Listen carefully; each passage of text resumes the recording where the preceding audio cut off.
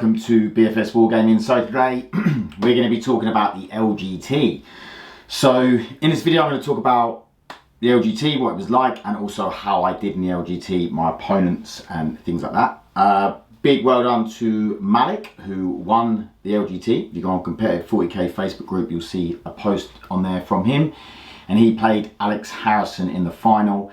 And I want to give a shout out to Tom Douche, who you would have seen on the channel, who got to the final four with his sisters. Also Lee Hall and Tom Coppin, who play at my club at 40k Gaming.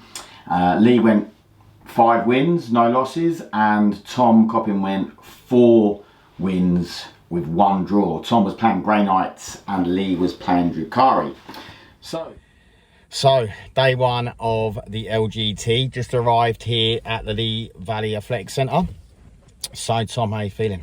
Oh yeah, that's all right. Yeah, I'm looking forward to my first game. Got sisters. Yeah, so he's playing Ben, who has been on the channel before actually. He's a good guy and he's playing sisters, so it's just because we all went to Glasshammer together with Ben and that. So Tom gets to play someone he knows. I have Drukhari, which is like 26 units, MSU, just loads of 5-man units. So it's Drukhari, so it's going to be a hard game. But, you know, hopefully I come out and I'm smiling at the end of it, at least. And then we'll give you an update and at the end of game one. And then we'll have an hour lunch. So, my list. So, I designed my Necron list around the Szarekhan Dynasty. For a couple of reasons. So firstly, I wanted to manipulate the command protocols. So with the Warlord trait, you can take 4 command protocols and you can use 1 for 2 turns. The main reason for this was the fall back and shoot protocol. Because I haven't got loads of combat, I need that fall back, be able to clear and then move forward. So that was my main reason around it. I've also got the Relic, so it expands that protocol range on the Catacomb command barge, and also for core units you get both directives, so it's quite cool. So also you get the 5-up feel no pain against mortal wounds, and there is a lot of things in the game right now, and I'm assuming it's going to keep coming out with all the new codexes that can do mortal wounds, not just psychic but in the movement, in charge phase, like orcs doing mortal wounds, Drukhari can do mortal wounds, everyone can do mortal wounds. So they came up a lot, you know, in shooting and in the charge phase as well. So, and in melee, sorry. So there's a lot of ways of mortal wounds being dished out, so it just makes the army that a bit more survivable, which I've built it to be survivable as well, as Necron should be. So then I've got the reroll a wound roll, which comes in really handy with Szarekhan, especially on the Doomsday arcs, because you're often, well, they're not the most reliable, but they're probably the most unreliable unit in the game. So swingy, sometimes you're like, woo, like, to be honest, probably 2 of my games they went off and actually done something really good. The rest they were below par.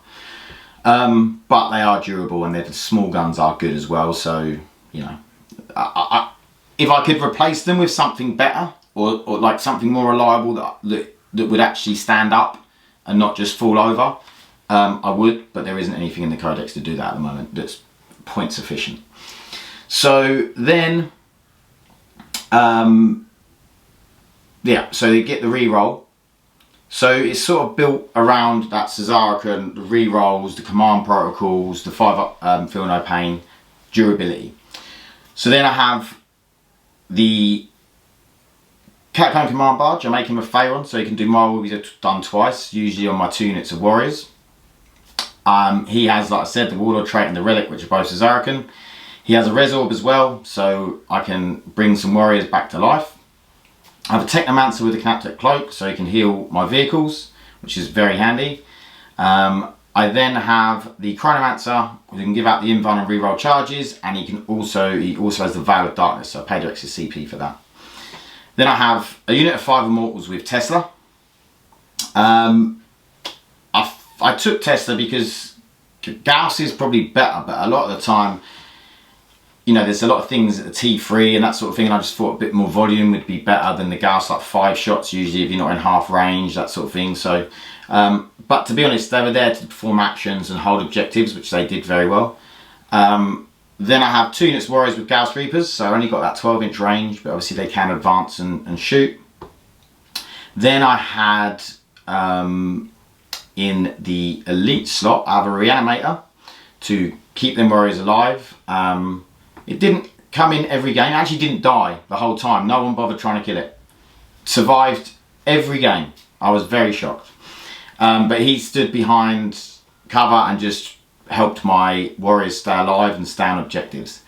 Then I had 5 Scorpek Destroyers. The Destroyers I put in the list last minute actually. Sam from the channel, he actually recommended me to do it because he said that I've got nothing to like move onto an objective and take stuff off of it, you know. I can shoot it, but I needed to like have something to charge on, take something off, you know, hold it. And quite often I'd give them the 5-up invuln, especially turn 1, because the warriors are so far back, people wasn't really shooting at them. And then they'd also have the -1 to wound strat, so they were actually pretty hard to get rid of and soaked up quite a lot of damage. And then I have the Triarch Stalker. And again, the Triarch Stalker's there because I needed something that I could push up. So with his Flamer he can deal with the little stuff, the chaff, and then with his Melter he can also, is a threat to the tanks, which is always really nice. And he has quantum shielding, and you can make that a 4-up invuln with a strat, so he becomes very survivable and people have to deal with him. So people have to deal with the Scorpeks, they have to deal with the Triarch Stalker. They're leaving my Doomsday Axe and my warriors alone. This is sort of how it went every game. And the Triarch Stalker can soak up a surprising amount of damage. So in the first turn I always use Eternal Guardians, Protocol of the Eternal Guardians, to get that +1 cover save, which is brilliant. It's just so good. And then, so moving on from there, I haven't got anything in fast attack. Oh, I've got 3 units of Cryptothralls. Literally for doing actions, dropping in, doing rod. I was usually paying 2 CP. If I was going to take rod, I'd take spend 1 CP to put 2 units of Cryptothralls in strategic reserves. And quite often or not, they definitely got 1 for me, and that the opponent's deployment zone was always a tough one, but they did get it for me a couple of times, so that was really good. And then I had 1 unit on the board to again do actions as well as the Immortals, so I had quite a lot of units that could perform actions. And then after that I have 3 Doomsday Arcs. So yeah, that is the list. I will say I never got close to being tabled. I always had quite a lot of stuff left on the board, whether that was, you know, sort of 3 or 4 units, like good health, like I still had like 20 warriors, the characters, you know, I didn't really ever get close to being tabled at all. So the durability side of it worked pretty well. But yeah, so we'll go into the games and you can see how I did. So on that note, Drukhari. Wow. First matchup. I played against a guy called Eddie. Eddie was a really nice bloke. He was hungover when I turned up, and you could see he was hanging. But he was a really good guy. So basically in his list he had 4 characters, so the Succubus, Archon, Drazar and a Beastmaster, and the Beastmaster had like this grenade which basically puts you up from 1 power from pain, Animus Vitae I believe it's called. And then he had 3 Raiders with Dark Lances, 4 Venoms with double Splinter Cannon. He had 2 units of Incubi, 3 units of Witches, 4 units of Cabalites, so, and 3 units of Cabalites, 1 unit of Trueborn of 10. All the rest were 5-man units, and 2 units of Hellions. He had 26 units in all, 26 units, which is a lot to be dealing with. So yeah, it was a great game. I built my list around going second, and I went first. He'd built his list around hiding in the terrain, which is a very clever idea. So basically I went first, I couldn't shoot anything. Oh, and he took to the last and he put Drazar the Trueborn and a Raider in deep strike. So they didn't have to come down till turn 3. So he hit everything really well. He did have 2 mandrakes on the 2 objectives. It was Scorched Earth, so the 2 objectives sort of in the middle out of the deployment. So my Stalker went up and flamed 1, killed that, and my Scorpex went up and killed the other unit. He then hit back. I mean, my Stalker soaked up quite a lot of firepower, it done pretty well. And then, yeah, basically I just got overrun. He actually played it pretty cagey. He stayed back, and he was waiting for me to move forward so then he could jump everything out, which he did. And just with that many units and the way Drukhari played, because every unit, even though it's a 5-man unit, is so hard hitting. The Hellions are hard hitting, the Witches are hard hitting, the Incubi are hard hitting, the characters are hard hitting, you know, all really hard hitting in combat. And then you've got those Dark Lances and the Splinter Cannons and everything else. So it actually ended up being 72 for me and 85 for Eddie. So I was actually pretty happy, considering Drukhari are in a very good place at the moment and Necrons are in a very bad place at the moment. I was quite happy with that loss. I sort of went into it thinking I'm just going to do as well as I can, score as many points as I can, and if I win then that's just a massive bonus. But unfortunately I didn't. Eddie was a good player, really good guy. I'll actually stick his Instagram in, Mortarian something, but I'll stick his Instagram in the description. So that was round 1. So in with a loss straight away. Necrons, you know.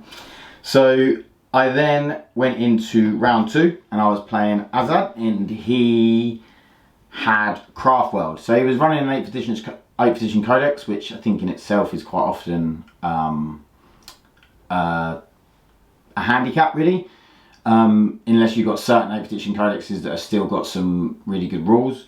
But unfortunately Craftworld are struggling at the moment. So yeah, it was a great game. He was a great guy, like a real, we just laughed. It was a pleasure to play. And I actually did end up coming out and winning that 96 to 37. Again, the Triarch Stalker just soaking up so much damage. Done really, really well. And the Scorpex were really good as well. Actually, no, the Scorpek killed the Shining Spears killed the Scorpex first turn because he used Quicken, double moved, killed them. And then I managed to kill the Shining Spears with Warriors. And we had a bit of back and forth, and the Doomsday Ark's done well, and I managed to score well on the mission. So the first one was Scorched Earth, the second one was Vital Intelligence, so it was the Domination. So round 3, I was playing Dino. So Dino was running Death Guard. He had 2 Plague Burst Crawlers, he had like 50 Poxwalkers, 2 units of 21, unit 10. He had 2 units of Death Shroud, a unit of 10 Plague Marines. He had a Contemptor with Volkite and some characters. So he actually left his Plague Burst Crawler out so I could see it. So 2 of my Doomsday Arks had shooting on it, and I did actually kill it first turn. He shot back and didn't do overly a lot in his turn, and then I managed to kill his Contemptor in the second turn.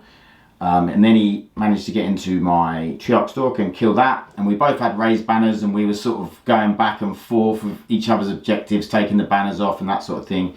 Obviously Death Guard are very durable as well, so we went back and forth. Then in the final turn his Plague Marines killed my Warriors, a unit of my Warriors, and he then got onto my objective, but by doing that he actually left, I'd taken Assassinate, and he left like 4 characters open, and I managed to kill all 4 characters, which gave me 13 points.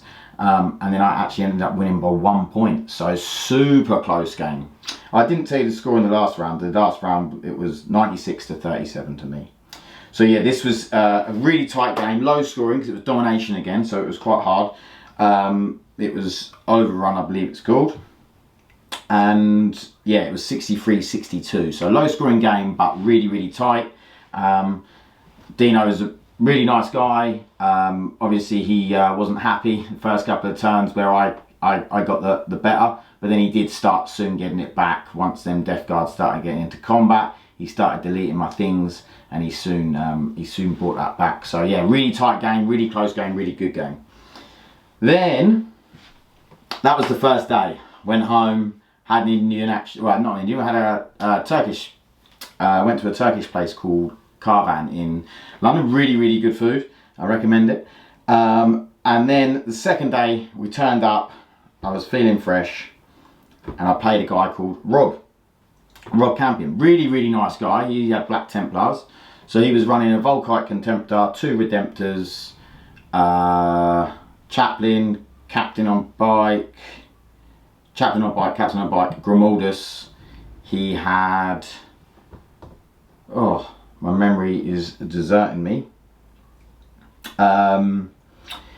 He had some company veterans. He had the Colexis Assassin, I can't forget that because it cost me the game. Well, that and some other things. He had the Servitors, and he had 2 units of 5 a unit of 4 and a unit of 3 of Blade Guard veterans, and then a unit of 10 Vanguard vets which he combat squadded. So again, this was a super close game, really good game. I took Purge the Vermin, thinking that I could probably, he hadn't got that many units, so I could probably concentrate and delete one out of this, delete one out of that corner, hopefully get around 4 a turn, minimum 2, 4 on some of them, hopefully get sort of 12 points out of it. But Rob played really, really well. Devout Push, I'm not sure if you know about Devout Push, the Black Templar stratagem, sort of what makes them competitive. It's really, really strong. Basically, you can just pile in whenever you, like at the charge phase, even if you're not in piling range, engagement range, like you just pile in. So what he did is he had his guys in one of the L's, and I could have got Purge of Vermin, and he piled in, and then you can do a Chaplain aura, which then you can make that 6 inches rather than 3 inches. So he got the guys into a zone, and I couldn't.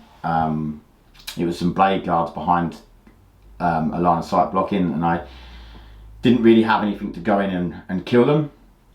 So then I got rid of like the Dreadnoughts again. The Stalker soaking up loads of shots, survived right to the last turn. The Colexis Assassin then got into another quarter, and because you can only hit it on 6s, or your ballistic skill and weapon skill becomes 6. It's very, very hard to kill. I mean, he then got me in combat with the Vanguard vets and my warriors. If my warriors might have been able to deal with him.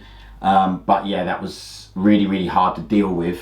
But that cost me basically 4 points with the Blade Guard and the Colexis, and I lost by 3. So those 2 things he did were really close. Also, again, I went second. So I've been going second. No, I went first, sorry. I went first in every single game up to this point, and I wanted to go second in all 4 games, and I went first, and I was like, oh. So I think and Rob said he thinks if I'd gone second that I probably could have won it, because his oath of moment, he kept just scoring, he can get them guys in the middle so easily, whereas I could have like tried to deny that a bit more. Then we had, so that was a really high scoring game. It was 90 to 93, so really high scoring. Then last game, Iron Hands turned up. I looked at the list and I thought, it doesn't seem that much in this list. And then I see this massive tank, and it was an Astraeus Forge World Primaris tank. I had heard of it, but I didn't know what it did, didn't know anything about it. So he told me it was David. Again, David was a nice guy. I got a little bit tilted, a little bit down in this game. So it was purely my fault on how I played this game, and I probably should have won it. If I'd concentrated on the game rather than letting myself feel bad about it, I think I could have come out with the win.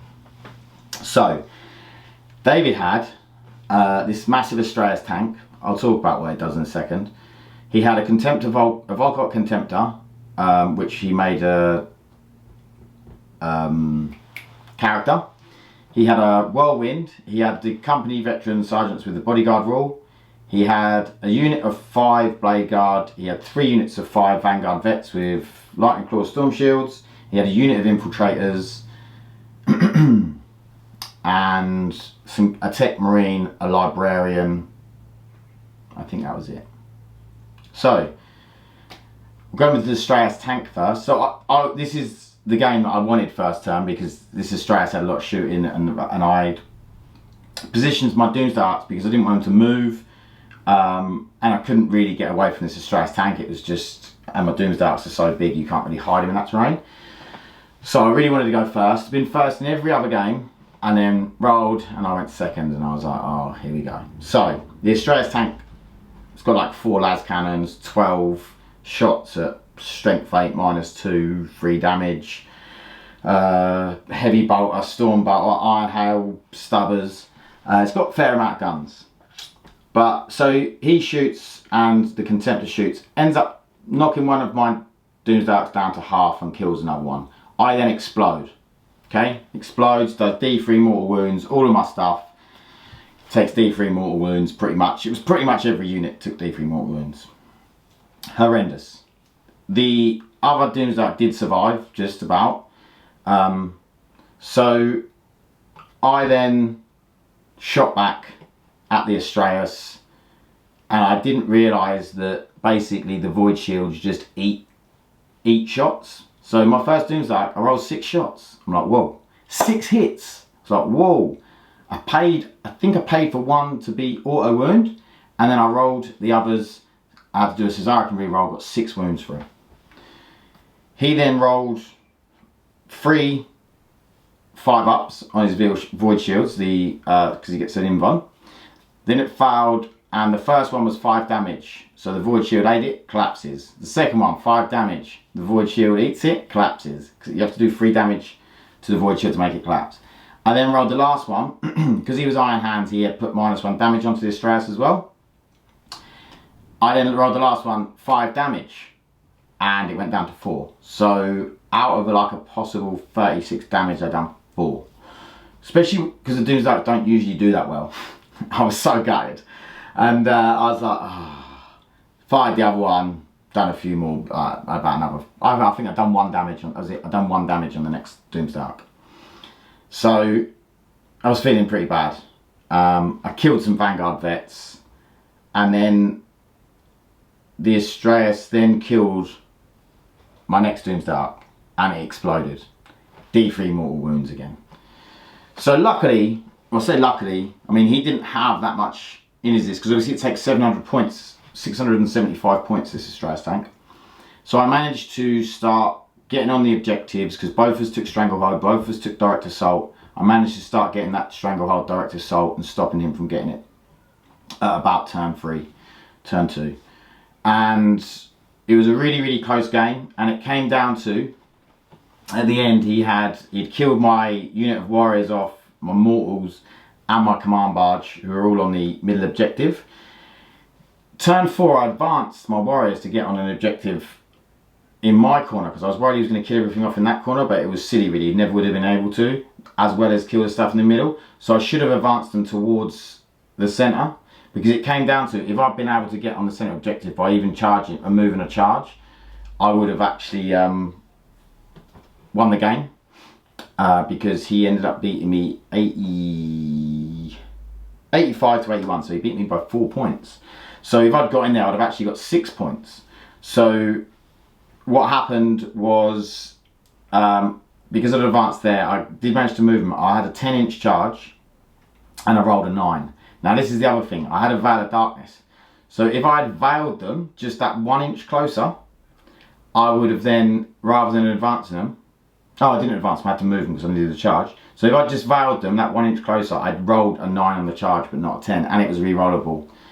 So I was a bit gutted about that.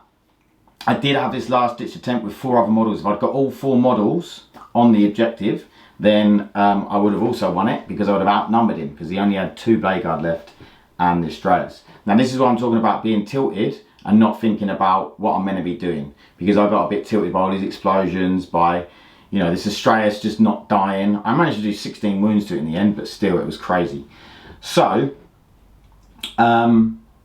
I forgot that his Blade Guard were to the last. Now I could have killed his Blade Guard the turn before, and that would have won me the game, without even needing to get on this centre objective. So there was multiple ways, and his Contemptor, the guys had left that, and I could have shot at that as well. Probably only one turn, I probably wouldn't have killed it, but so I ended up in a situation because I wasn't thinking straight. I mean, don't get me wrong, I did 5 games of Warhammer, but I could have won that game. Not taking away from David.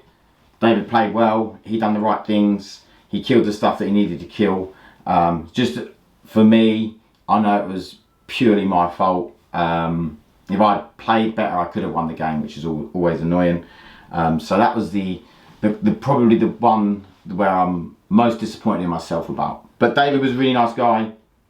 It was really cool to play against an Astraeus. I'd never played against one. I'd never really even seen one in person, I don't think. So it was cool to play against, and it was different, and it was a cool little list. I think he actually went 3-2 over the weekend after beating me. So well done to David. Tom, who you would have seen in the video at the beginning, he went 3-2. So he won all his first 3 games, and he lost his last 2 on day 2. He lost against the Orc Buddy spam, and he lost against a Dark Angels player with a load of Volkite Culverin.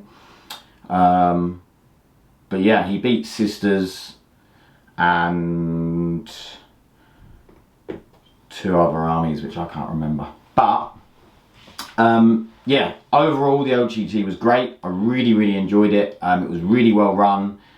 Just yeah, can't say anything better about it. Like, Zach's done a great job. He's got loads of tournaments coming up, a lot of which are sold out, but also next year. So I highly recommend you go out, you start doing some of these tournaments, and if they're all as well run as the LGT, then you know it will be great. It'll be fantastic. He's done an amazing job. The team there, really well run event. So hats off to Zach. So I am going to be making another video. So this is sort of part 1. Part 2 is going to be my maybe a little bit rant, not about the LGT, but about the game at the LGT. Talking about basically some of the lists, the top 50, and yeah, just talking about, you know, maybe what Game Workshop need to address. So I hope you enjoyed it, guys. Please like and subscribe if you haven't already, and I'll see you in the next one. Thanks, bye.